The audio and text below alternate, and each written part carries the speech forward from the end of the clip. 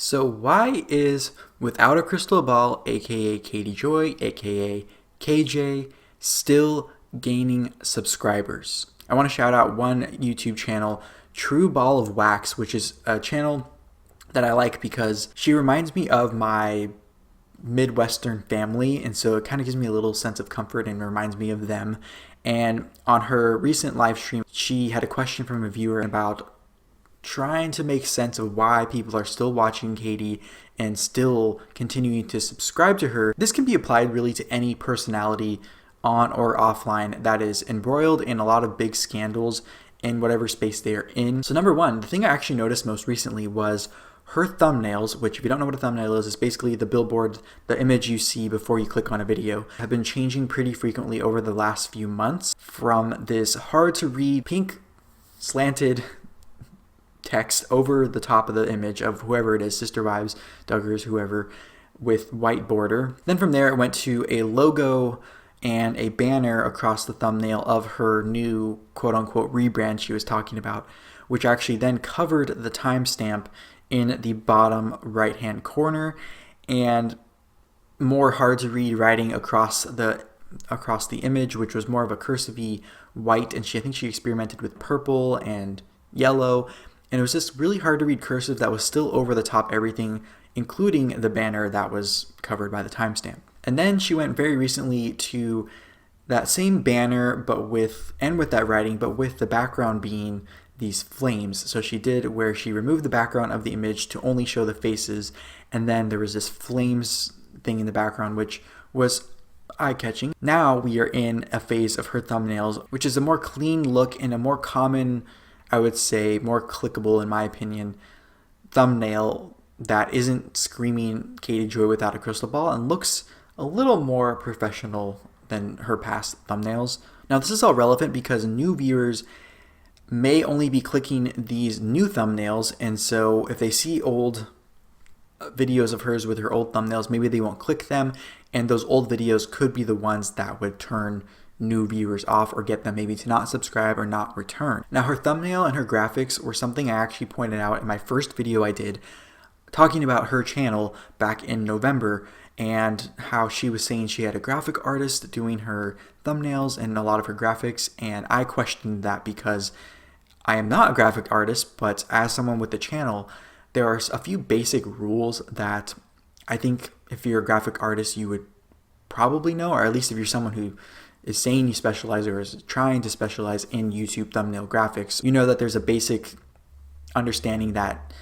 you want to make sure that you don't have anything being covered by the timestamp in the bottom right-hand corner. You want to make sure that the text is readable and not covering what subject matter you are trying to show to your viewer, and to not make it too cluttery. But I would think if I was paying someone to make my graphics for my channel for me, or at least I don't know if they're paying, but have someone else do it for me, I would make sure these few things were taken care of. So to me, this new style that's on her channel right now looks more like what a graphic artist would produce for a YouTube thumbnail. Obviously, I don't think it's like the most high quality thing ever. There's always room for improvement, and everyone has their own little style. Some people prefer not this like super professional thumbnail. Some use more text than others. Some use more images than others. Some use more color than others. So I'm not saying that there's one way to do a thumbnail. I can see the gears turning in her head or whoever's doing her graphics head to improve these things. So that could be the first reason why Without a Crystal Ball channel is still gaining subscribers and getting viewers, because she has changed her thumbnail style enough to maybe get away from what her old thumbnails were associated with, the bad things that were happening to her and her channel. But next I want to go on to not everyone, new viewers, maybe recent viewers and future viewers, has the same information as people who have been following what's been going on with her and her channel and everything surrounding it for a while now. And this is something I actually think is also happening with another community that's kind of an anti-community, which is anti-MLM, anti-multi-level marketing. I believe Katie has talked about multi-level marketing a few times, and I know that the anti-MLM, kind of the anti-family vlogger, commentary, drama channels, all these things have kind of have some relation to each other, or there's some channels that talk about a mix of these things. A lot of these communities, or people who say they are part of these communities, are often what I find confused as to why people still join or are in these communities, whether it's following Kody Joy or being in an MLM or still joining an MLM or starting a family vlog or still supporting family vloggers. And I believe it takes the person who is consuming the content or making the content to have a moment where they kind of question everything and look at it, start thinking, something's not right here, and then go on their own to find what's going on, why they feel this way. I don't think videos titled, for instance, Kody Joy is crazy, or Kody Joy lawsuit, whatever, or any salacious headline to get you to click on a Kody Joy kind of anti-Kody Joy video if you're already anti-Kody Joy, or in the MLM's case, MLM Scammer, or Hun, or Horror Story, whatever it is, or family vloggers are whatever. I don't think those communities making videos with those types of titles is actually getting to the viewer that they think they are getting to, meaning they think their videos are educating people, let's say, supporting a family vlogger, or in an MLM, or buying from an MLM, or watching Kody Joy. I don't think those types of videos are going to be clicked by people who are in those crowds or still following those people, because that is not, to me, a welcoming thing to someone who you are trying to convince otherwise. And on that same note, relative to the reach a lot of the shows that Kody Joy covers have on both the networks that the shows air on and the social media platforms that the stars of these shows have grown, whether it's Sister Wives, the Duggars from 19 Kids and Counting, Little People Big World, the Roloffs, or other TLC shows and other shows she covers. And for reference, Sister Wives, even after a sharp drop in ratings from their season 14 in 2020 to their current season in 2021, which is season 15,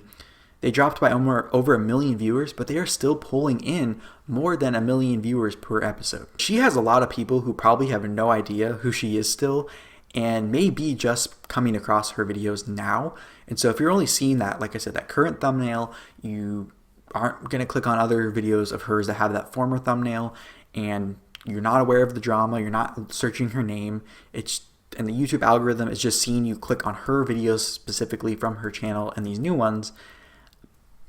that's a good reason why people may not be seeing what we see if we're someone who's been following the story and the lawsuits and all the things that have been dug up about her past. Now that I've touched on the reasons I think Kody is still attracting new viewers and still gaining views, I want to touch on why I think existing viewers may still be supporting her and standing by her, whether it's as a viewer, as a subscriber, as a commenter, super chatter, whatever it is. Some people may still feel bad for her regardless of what they see about her. And I know recently things have unfolded in the world of the criticizing Kody Joy, or some would say the anti-Kody Joy world, that could have very easily gained her some sympathy, where many could have been waiting out to see what happens with the lawsuits and the whole drama surrounding Kody and her channel. And some recently in the anti-Kody Joy community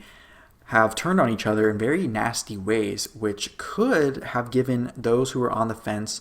a reason to just finally make a decision and stand by Kody and her channel. And I think it is very clear at this point through a lot of what has happened over the last few years in a lot of different sectors of the country and the world, whether it's political, economic, in real life, different communities that people are in, that not everyone sees or interprets things the same way, no matter how many times it is put in front of their face, even if it slaps you right in the face, even if you go to the store, buy it, chew it, swallow it, digest it, and poop out all the waste. Some may still see things in ways that could have them sticking by Kody. And some people may stay for the community or just to have a friendly face there that they've seen pop up however often she uploads. Some people may just connect with her for some reason that no one else may understand, because they may be those lurkers. And I don't mean that in a bad way, because I know on this channel, many people just subscribe and watch and thumbs up and occasionally comment, but that's completely okay for any viewer, for any channel. But what is interesting is when someone like Kody, who appears to block people when she thinks there's any chance that it's coming from a negative place, and that doesn't matter if she's interpreting what that commenter was trying to convey to her, whether she interprets it correctly or not, she has recently acknowledged that she is not getting as much engagement on her channel. And I think in reference to the video where she was crying, kind of displaying some waterworks about her channel and how it's kind of plummeting, and a lot of things she was blaming on other people's videos covering her and her lawsuit and what she was saying as these false narratives or whatever it is. Whether that's true or not doesn't matter at this point for what I'm about to say, but I think most people would step back and try to figure out why this is happening. And I think a lot of people would even look within and say, am I part of this problem? Because with her, the blame always goes to other people, and not the fact that she blocks basically a ton of people, anyone giving any sort of criticism or anything that she can interpret as negative. And then she lashes out at people too who dare to question her on her channel, including what appear to be her own viewers and subscribers who are trying to communicate with her about what they feel or what they think. And either she's blocked a lot of people who used to engage on her channel as viewers, or has scared others into not engaging with her and not comment anymore or send in a super chat, whatever it is. And this leads me to a reason that many who no longer support Kody will probably disagree with or have a different opinion than me on, which is that Kody may still be providing a level of value with the topics she covers to her audience. It may not be with accurate information, but at this point, it could be just entertainment for people to see what she's going to do and kind of wait it out and see what stuff she's going to say. Maybe she is saying what other people are thinking, whether you think it's right or wrong. And like I said earlier, a familiar face or a new face, if they're a new viewer, that can be comforting to people. That's sometimes enough for people to stick around. And if people are still watching and finding her channel, she must be providing something of value to her audience. So I would love to know what you think in the comments. The reason is for Without a Crystal Ball, the channel, Kody Joy, still getting views and subscribers despite everything that has gone on with her channel and the drama and the lawsuit, everything surrounding her. I want to know what you think. And if you would like to watch more videos from me on Kody Joy Without a Crystal Ball, make sure to tap or click the screen next to me. Thank you so much for joining me, Nick Zangl, here today for this video. I will talk to you in the next one. Bye-bye.